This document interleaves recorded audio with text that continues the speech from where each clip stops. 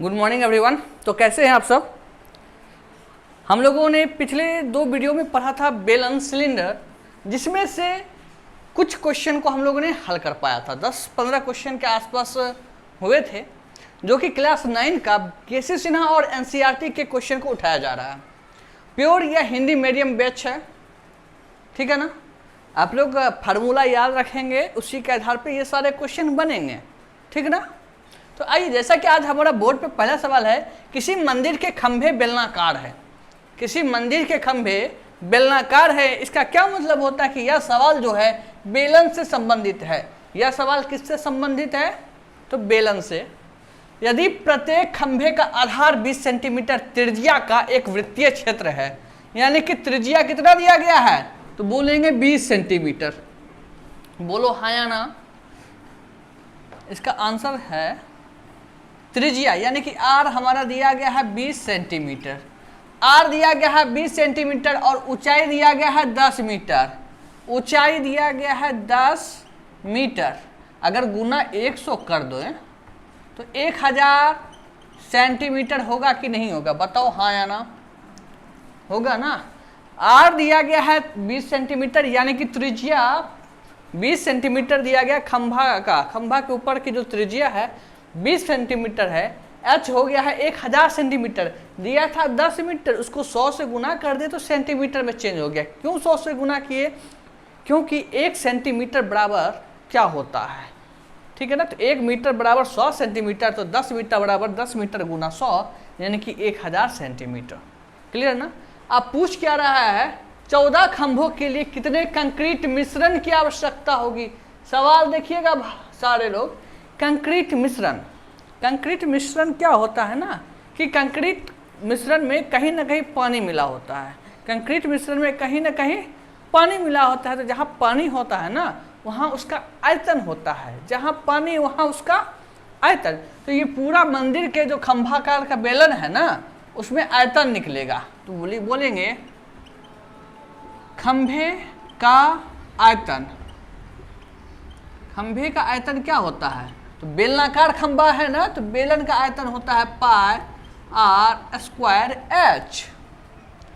पाई का वैल्यू होता है 22/7 गुना आर स्क्वायर है, यानी कि 20 गुना 20। आर स्क्वायर मतलब 20 गुना 20। और एच हमारा कितना आ गया, 1000। एच कितना है, 1000 सेंटीमीटर क्यूब हो जाएगा। 1000 सेंटीमीटर क्यूब हो जाएगा। अब गुना करते हैं, 22 दूना 44 दूना 88 बट्टा में 7 सेंटीमीटर क्यूब, बट्टा में 7 सेंटीमीटर क्यूब। ये हमारा खंभे का आयतन है, ठीक है ना। ये हमारा एक खंभे का आयतन है सेंटीमीटर क्यूब में। तो इसको मीटर स्क्वायर में बदल देते हैं या मीटर क्यूब में बदल देते हैं। मीटर क्यूब में बदलेंगे तो कितना से भाग देंगे, तो बोलेंगे 1 पर 6 जीरो, 1 पर 6 जीरो से भाग देंगे। तो अब यह सेंटीमीटर क्यूब नहीं रहेगा, अब यह बन जाएगा मीटर क्यूब। अब यह क्या बन जाएगा, मीटर क्यूब। आप चाहे तो सेंटीमीटर में भी आंसर ला सकते हैं, लेकिन हमने मीटर क्यूब इसलिए किया क्योंकि इसमें क्वेश्चन का जो आंसर है ना वो मीटर में पूछ रहा है, तो मीटर क्यूब किया। तो 2 2 4 1 5 से 5 जीरो कंप्लीट खत्म हो गए। तो ये बच्चे कितने, 88/7 गुना में 1/10। बोलो हाँ या ना। अब ये एक खंभे का आयतन है। ये कितने खंभे का आयतन है, तो बोलेंगे एक खंभे का आयतन है। कितने खंभे का आयतन है, तो एक खंभे का आयतन है। निकालना है ऐसे ऐसे 14 खंभों का, तो गुना 14। तो 7 दूना 14, 88 गुना 2 176/10, मतलब खंभे का जो मेरा आयतन निकलेगा, कितने खंभे का, 14 खंभे का आयतन निकलेगा, और वो होगा 176/10, बोले तो 17.6 मीटर क्यूब। यही इस सवाल का उत्तर है। क्या किए, पहले त्रिज्या को 20 सेंटीमीटर बनाया, ऊंचाई को सेंटीमीटर में तब्दील कर दिया, तो 1000 सेंटीमीटर हो गए। खंभे का आयतन होता है pi are square h. Pi are square h इसलिए लिया गया क्योंकि खंभा बेलनाकार है। तो पाई आर स्क्वायर एच पे फार्मूला बैठाए और सेंटीमीटर क्यूब को मीटर क्यूब में बदल दिए। ठीक है, तो जितना क्यूब था उतना गुना 100 गुना 100 गुना 100 किए तो वह मीटर क्यूब में चेंज हो गया। चेंज होने पे आया 176/10, 176/10। और क्यों गुना 14 क्यों किए? क्योंकि क्वेश्चन में दिया गया है ऐसे, क्वेश्चन में दिया गया है ऐसे 14 खंभों का निकालना है। ऐसे कितने खंभों का निकालना है? 14 खंभों का। तो गुना 14, तो गुना 14 किए तो पूरे 14 ही खंभों का आयतन कितना आ गया? 17.6 मीटर क्यूब आ गया। शानदार सवाल है, आशा कर रहे हैं आप लोग समझ रहे होंगे। फटाफट हमारे सेशन को लाइक कीजिए, कमेंट कीजिए, सब्सक्राइब कीजिए, बहुतों तक फैलाइए। ठीक है ना। और चलते हैं आज के सेशन का नेक्स्ट सवाल पे। जैसा कि आपके स्क्रीन पर क्वेश्चन नंबर 2 है, लकड़ी के एक बेलनाकार पाइप का आंतरिक व्यास 24 सेंटीमीटर है और बाहरी व्यास 28 सेंटीमीटर है। इस पाइप की लंबाई 35 सेंटीमीटर है। तो इस पाइप का द्रव्यमान ज्ञात करना है कब? यदि 1 सेंटीमीटर क्यूब लकड़ी का द्रव्यमान 0.6 ग्राम है। चलिए, बहुत ही शानदार और आसान सवाल है ये। ठीक है ना, शानदार है, आसान है। आप लोग फटाफट हमारे इस सेशन को लाइक कीजिए, कमेंट कीजिए, सब्सक्राइब कीजिए और बहुत सारे दोस्तों लोग को फैलाइए। ठीक है ना। बेलन चल रहे हैं हम लोग, बेलन यानी कि सिलेंडर। ध्यान से देखिएगा ना, इसमें 2 व्यास दिया गया है। एक दिया गया है आंतरिक व्यास और एक दिया गया है बाहरी व्यास, यानी कि अंदर से भी है और बाहर से भी वृत्ताकार है। अंदर से भी वृत्ताकार है और बाहर से भी वृत्ताकार है, जिसका मतलब होता है कि लकड़ी कहीं ना कहीं खोखला है। लकड़ी कहीं ना कहीं खोखला है, तो खोखले लकड़ी का आयतन होता है क्या? तो पहले आंतरिक व्यास है तो उसको स्मॉल आर लिखिए। स्मॉल आर क्या हो जाएगा? 24/2 यानी कि 12 सेंटीमीटर। आंतरिक व्यास 24 है तो त्रिज्या कितना हो जाएगा? 12 सेंटीमीटर। बाहरी व्यास अगर 28 है तो बड़ा त्रिज्या कितना हो जाएगा? तो बोलेंगे 14 सेंटीमीटर। बताइए, यहाँ तक कोई दिक्कत? आपको लंबाई यानी कि h दिया गया है कितना? 35 सेंटीमीटर। सब सेंटीमीटर में ही है और मीटर क्यूब में दिया भी गया है, तो कोई बात नहीं है। इसका आयतन निकालिए। क्या कहता है देखिएगा,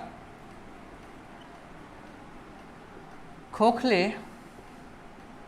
लकड़ी, लड़की नहीं लकड़ी, खोखले लकड़ी का आयतन क्या होता है? तो बोलेंगे पाई एच ब्रैकेट में capital R square minus small R square. ठीक है ना।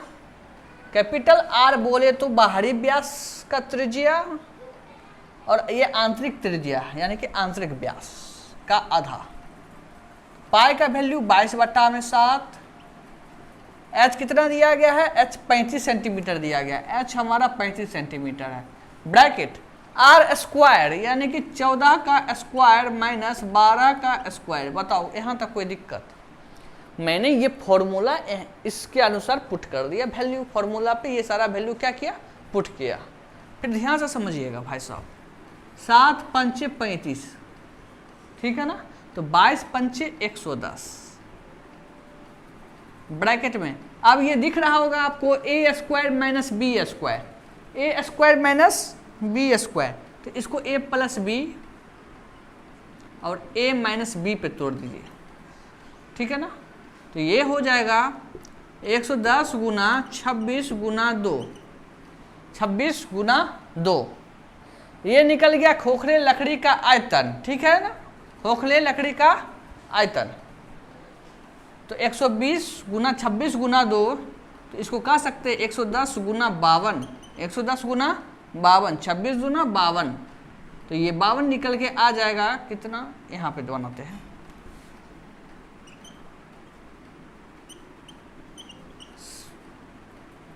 Centimetre cube, 5720 centimetre cube. ठीक है ना। अब देखिए ये खोखले लकड़ी का आयतन निकल गया, लेकिन पूछ रहा है द्रव्यमान। तो हम यहाँ पे बनाते हैं द्रव्यमान के लिए। चूंकि 1 सेंटीमीटर क्यूब बराबर दिया गया है 0.6 ग्राम। 0.6 ग्राम 1 सेंटीमीटर क्यूब, इतना सेंटीमीटर क्यूब बराबर, इसीलिए 5720 सेंटीमीटर क्यूब बराबर हो जाएगा 5720 इंटू 0.6 ग्राम। बोलो हो हाँ या ना। अब ग्राम को किलोग्राम में बदल दीजिए, किलोग्राम में बदल दीजिए तो किससे मल्टीप्लाई होगा, 1000 से, पॉइंट उड़ेगा तो 0, तो अब यहाँ पर क्या आ जाएगा, किलोग्राम। बताइए यहाँ तक कोई दिक्कत है किन्हीं को। पहले खोखले लकड़ी का आयतन निकाल लिया गया, खोखले लकड़ी का आयतन निकाला गया, और क्वेश्चन में दिया गया है कि 1 सेंटीमीटर क्यूब बराबर 0.6 ग्राम, तो इतना सेंटीमीटर क्यूब बराबर कितना ग्राम, इतना ग्राम, ठीक है ना। तो 0 से 0 कटा हमारा। अब मल्टीप्लाई करेंगे तो हो जाएगा 6 दूना 12 का 2, हाथ में 1, 6 7 42, 1 43 के 3, हाथ में 4, 6 5 30, 4 34, बट्टा में 1000 किलो, यानी कि इसको भाग देंगे तो बचेगा 3.432 किलोग्राम। यही इस सवाल का उत्तर है, यही इस सवाल का उत्तर है। जो बड़ा है, आंतरिक व्यास छोटा होता है और बाहरी व्यास बड़ा होता है, तो इसीलिए बाहरी त्रिज्या भी बड़ी हुई और छोटी त्रिज्या, आंतरिक त्रिज्या छोटी हो गई है। और लंबाई यानी कि उस पाइप का ऊंचाई दिया गया है 35 सेंटीमीटर। फटाफट लिखिए, समझ में आ रही है ना बातों को। बहुत ही आसान भाषा में किया जा रहा है। हम चाहते तो 14 का स्क्वायर 196 माइनस 12 का स्क्वायर 144 लिख भी सकते थे, लेकिन यहाँ पर अगर बड़ा अंक आ जाता तो दिक्कत होती है हमें स्क्वायर करने में। तो इसलिए ए स्क्वायर माइनस बी स्क्वायर का फॉर्मूला होता है ए प्लस बी इंटू ए माइनस बी। तो उस फॉर्मूले पे हमने स्थापित किया वैल्यू को और हमारा आंसर निकल के आ गया, ठीक है ना। चलिए अब देखिए आपके स्क्रीन पर अगला सवाल ये रहा। देखिए क्वेश्चन नंबर तीसरा, ध्यान दीजिएगा। क्वेश्चन नंबर 3, धातु का एक पाइप है जो 77 सेंटीमीटर लंबा है और इसके अनुप्रस्थ काट का आंतरिक व्यास 4 सेंटीमीटर है और बाहरी व्यास 4.4 सेंटीमीटर है। तो ज्ञात करना है क्या क्या। तो 3 में पहला नंबर क्वेश्चन है, आंतरिक वक्र पृष्ठीय क्षेत्रफल, बाहरी वक्र पृष्ठीय क्षेत्रफल और कुल पृष्ठीय क्षेत्रफल ज्ञात करना। तो बहुत ही आसान है और शानदार लाजवाब है। रिपीट होते हैं ऐसे सवाल, ठीक है ना। ये ऐसे सवाल क्या होते हैं, हमारे रिपीट होते हैं। और अगर गौर से देखिएगा ना, ये अनुप्रस्थ काट बोला गया, अनुप्रस्थ काट बोला गया। जैसे कि धातु का एक लंबाई ले लीजिए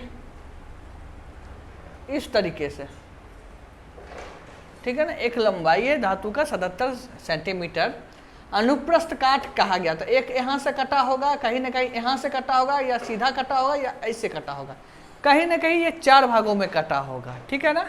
तो ये 4 भागों में कटा होगा तो कहीं ना कहीं रिंग निकलेगा।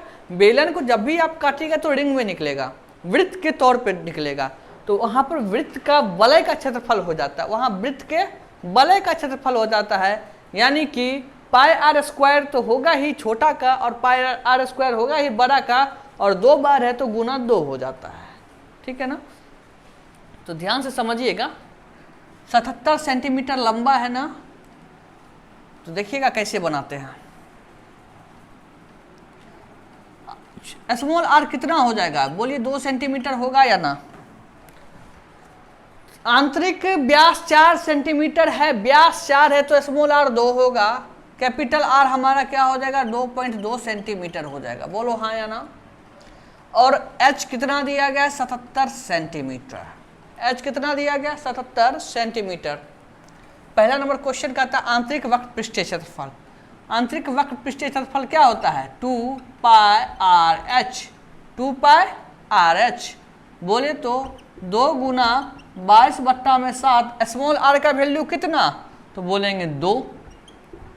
एच का वैल्यू कितना, तो बोलेंगे 77। तो देखेंगे ना तो 7 से यह कट गया 11 टर्म में।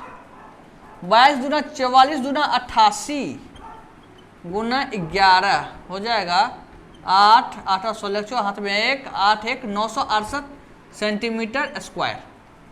आंतरिक वक्र पृष्ठ क्षेत्रफल निकल गया 968 सेंटीमीटर स्क्वायर। ठीक है, अब निकलते हैं, ये तो पहला निकल गया। दूसरा, बाहरी वक्र पृष्ठीय क्षेत्रफल।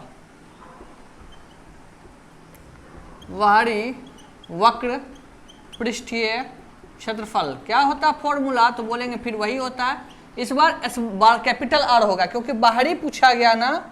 बाहरी आर का वैल्यू दिया गया कितना, 2 गुना 22/7 गुना 2.2 गुना में एच, और एच का वैल्यू दिया गया है इसमें भी 35। पॉइंट हटेगा, बट्टा में 10 आएगा, बोलो हाँ या ना। 7 पंचे 35, 5 दूना 10, 2 से 2 कट गया, तो 22 गुना 22 कितना होता है, 22 गुना 22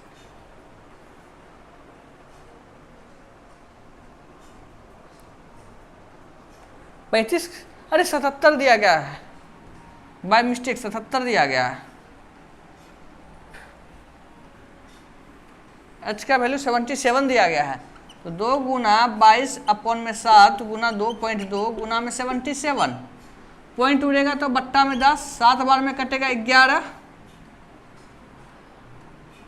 तो हो जाएगा 22 गुना 22 484 गुना 2 गुना 11 बटा में 10, तो हो जाएगा 484, 4 दूना 8, 48 दूना 96, 968 गुना 11 बट्टा में 10, ये हो जाएगा 8, तो हो जाएगा 1064.8 सेंटीमीटर स्क्वायर निकल गया। पहला का निकल गया आंतरिक वक्र पृष्ठ क्षेत्रफल कितना 968, और बाहरी वक्र पृष्ठीय क्षेत्रफल निकल के आ गया 106.4 यानी कि 1064.8 सेंटीमीटर स्क्वायर। ठीक है, दिख रहा है आप सबों को। चलिए, अब निकालना है कुल पृष्ठीय क्षेत्रफल। हम सबका वैल्यू अब लिख देते हैं। फर्स्ट का आंसर हमें कितना आया था, तो 968 सेंटीमीटर स्क्वायर आया था। सेकंड का कितना है 1064.8 सेंटीमीटर स्क्वायर। क्लियर है। अब पूछ रहा है कुल पृष्ठीय क्षेत्रफल। कुल पृष्ठीय क्षेत्रफल में पहले ये वलय तो बचा रह गया ना, यहाँ भी और यहाँ भी बचा रह गया, तो बोलेंगे वलय का क्षेत्रफल। पहले वलय का क्षेत्रफल निकालिए। वलय का क्षेत्रफल होगा 2 pi capital R square minus 2 pi small R square. तो इससे 2 पाई कॉमन ले लीजिएगा, तो R square minus R square.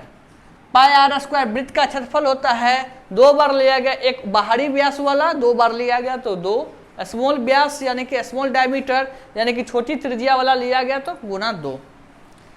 अब क्या करना है, वैल्यू पुट कीजिए। 2 गुना 22/7 आर स्क्वायर यानी कि 2.2 का स्क्वायर माइनस 2 का स्क्वायर। 2 गुना 22/7 एक बार जोड़ दो और एक बार घटा दो,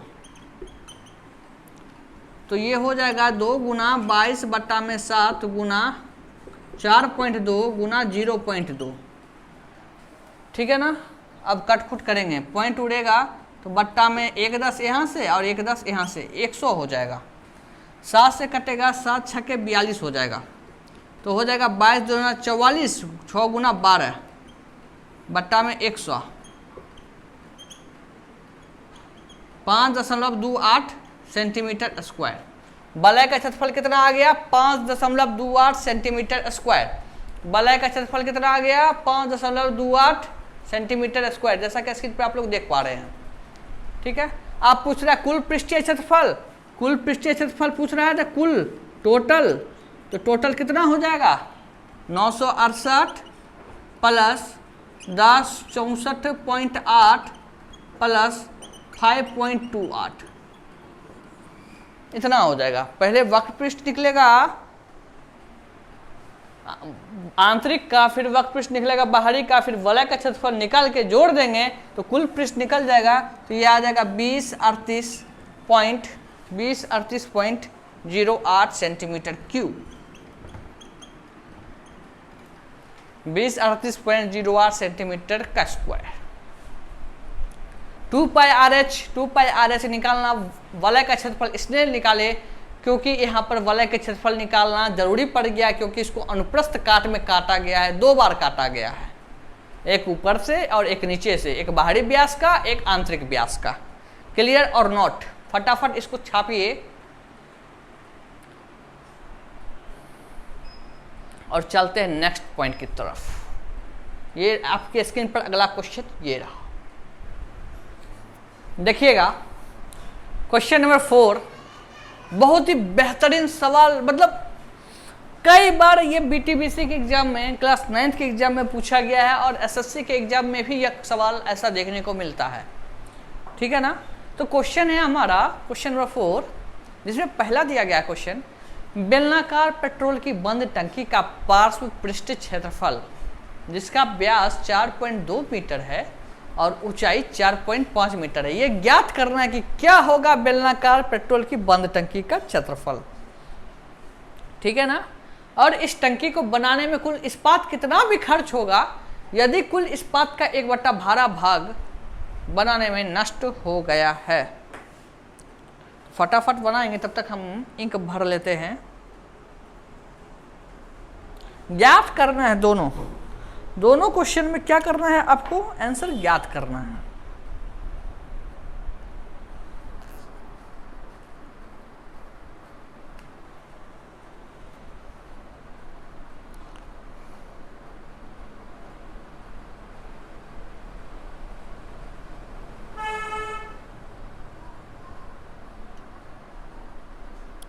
फटाफट लाइक कीजिए, सब्सक्राइब कीजिए, जितना ज़्यादा से ज़्यादा हो सके बंदे को जोड़िए। हमारी यह वीडियो बहुत दिनों के बाद इसलिए बन पा रही है क्योंकि हम फुर्सत में थे ही नहीं, बीएड का कुछ कार्यकाल चल रहा था, उसी में व्यस्त थे। देखिए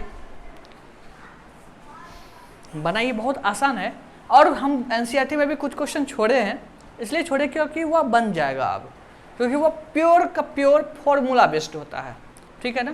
तो देखिए क्वेश्चन नंबर 4 क्या कह रहा है, ज्ञात करना है पेट्रोल क्या होता है, पानी होता है, मतलब आयतन होता है, लेकिन आयतन निकालना है ही नहीं, क्योंकि निकालना क्या, पार्श्व पृष्ठ क्षेत्रफल। तो क्या हो जाएगा आंसर, देखिएगा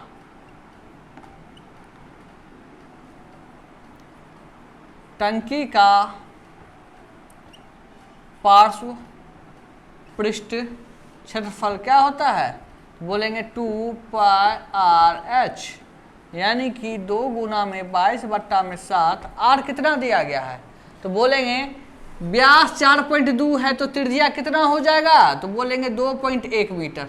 अब ये नहीं कहना कि सर कैसे हुआ, बार बार नहीं लिख सकते, लेकिन लिख देते हैं, भरोसा नहीं ना है, ठीक है। ऊंचाई h दिया गया है 4.5 मीटर, h दिया गया है, आवाज आ रही है प्रॉपरली, ठीक है।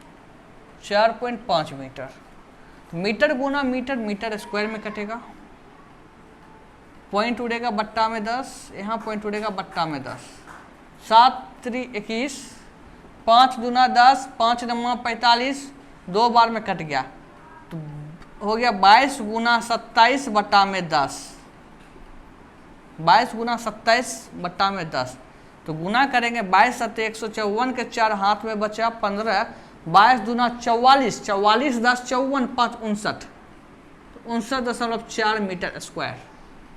पहला का आंसर निकल गया 59.4 मीटर स्क्वायर। अब आइए सेकेंड नंबर पे, आप लोग फटाफट इसका स्क्रीनशॉट ले लीजिए, या कॉपी नोट डाउन कर रहे हैं तो बहुत अच्छी बात है, बहुत बहुत बढ़िया बात है।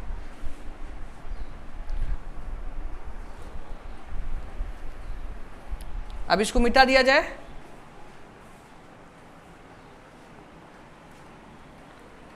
कुछ नहीं था, टंकी का पार्श्व पृष्ठ क्षेत्रफल या वक्र पृष्ठ क्षेत्रफल एक ही होता है।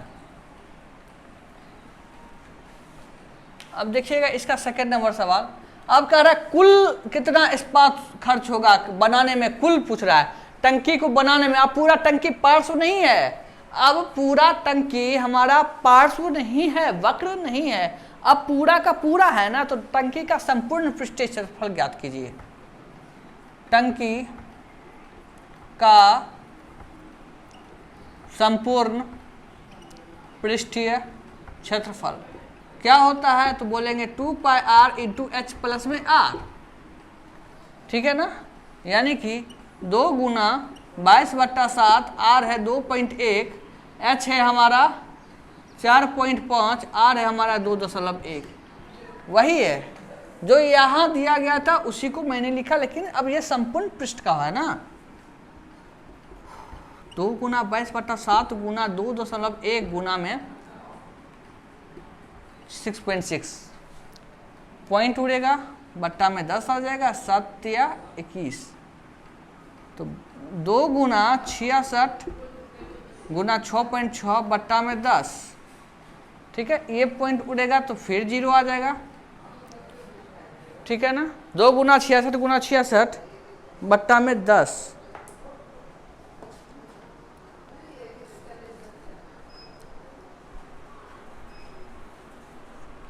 जब काटखुट करेंगे गुना भाग करेंगे तो आएगा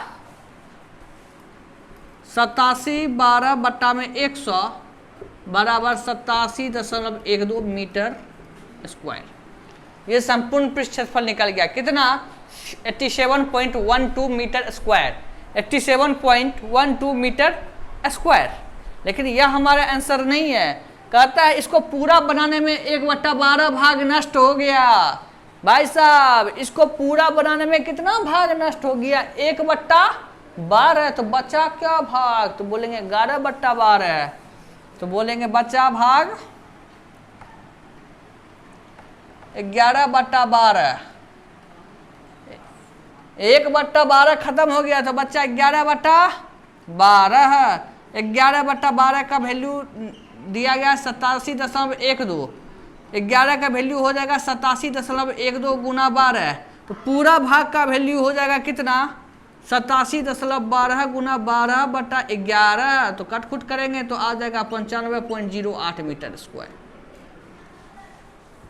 ये आंसर हमको याद था, 04 है, 04 है 4।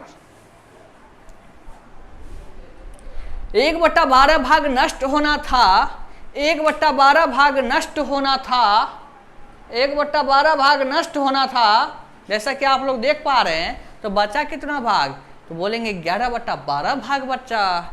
11/12 भाग का वैल्यू 87.12, तो 11 भाग का वैल्यू और उसी से 1 भाग का वैल्यू निकाल दीजिएगा तो बचेगा 95.04 मीटर स्क्वायर, ठीक है ना। आप लोग इसका स्क्रीनशॉट लीजिए और फटाफट चलते हैं नेक्स्ट क्वेश्चन की तरफ। देखिएगा क्वेश्चन नंबर 5 बड़ा ही शानदार और अच्छे सवालों में से एक माना जाता है, ठीक है ना, और यह सेंटअप एग्जाम में पूछा जाता है। इस टाइप के बहुत सारे प्रश्न भी केसी सिन्हा में दिए गए हैं। क्वेश्चन है, एक बेलनाकार बर्तन के आधार की परिधि 132 सेंटीमीटर है और उसकी ऊंचाई 25 सेंटीमीटर है। इस बर्तन में कितने लीटर पानी आ सकते हैं, इस बर्तन में कितने लीटर पानी आ सकता है। कुछ नहीं करना, सेम सवाल है, आयतन पूछ रहा है, लीटर पानी पूछ रहा है, मतलब आयतन। देखिएगा आधार की परिधि कितना दिया गया है 132, बोलेंगे आधार की परिधि बराबर 132 सेंटीमीटर। आधार की परिधि क्या होती है 2 पाई r, मतलब 2 गुना 22/7, r मालूम नहीं है 132, 22 छक 132, 2 तिया का 6, तो r का वैल्यू हो गया 21, त्रिज्या निकल गया 7 गुना 3 21। आप पूछ रहा है क्या आयतन ना, तो निकाल लो भैया आयतन। आयतन क्या होता है पाई r स्क्वायर h, पाई बोले तो 22/7, r का स्क्वायर मतलब 21 गुना 21, और h दिया गया है कितना 25, तो 25, 7 या 21, तो हो गया 22 या 66 गुना 21 गुना 25। ये किस में है? सेंटीमीटर क्यूब में है। किस में है? सेंटीमीटर क्यूब में है। लेकिन 1000 सेंटीमीटर क्यूब बराबर 1 लीटर, तो लीटर में बदल देंगे तो हो जाएगा 1000। तो ये हो गया लीटर। 1000 से भाग दे दिए तो क्या हो गया हमारा? ये लीटर। अब बताओ भाई साहब, बनेगा? काटना पड़ेगा। काट के देखते हैं। 25 40 बार में कट गया, 2 बार में 33, 2 बार में 20। अब नहीं कटने का चांस दिखता है। 33 गुना 21, 21 तिया 63, 21 तिया 63 के 3 हाथ में 6, 21 तिया 63 6, 693 बट्टा में 20। तो भाग दीजिएगा। 20 तिया 60, 93, 20 चौक 80, 20 चौक 20 34.5 लीटर। आंसर आ जाएगा 34.65 लीटर। इतना ही आंसर है क्या? हाँ, 34.65 लीटर। आंसर तो हमको सेंटीमीटर क्यूब में आ रहा था, लेकिन उसको हमने लीटर में ले आया। तो दोस्तों, मजा आया बेलन के सवाल पढ़ने में। मुश्किल से 2 क्लास और होंगे आपकी इस बेलन के, ठीक है। एनसीईआरटी में ऐसे टाइप के बहुत सारे क्वेश्चन भी हैं, सबके एक एक करवा देंगे। जरूरी नहीं हो कि पूरा का पूरा करवाया जाए। और कुछ क्वेश्चन है भी बड़े जो हम बोर्ड पे लिख नहीं सकते, उसको भी छोड़ रहे हैं, लेकिन यथासंभव प्रयास रहेगा बताने का, ठीक है ना। तो हमारे आज की इस वीडियो में इतना ही। इजाज़त दीजिए, नमस्कार। मिलते हैं फिर जोश उत्साह उमंग के साथ आगे की क्लास में, इससे थोड़ा सा है और कुछ एनसीईआरटी के सॉल्यूशन और कुछ केसी सिन्हा के सॉल्यूशन के साथ। तब तक के लिए इजाज़त दीजिए, नमस्कार।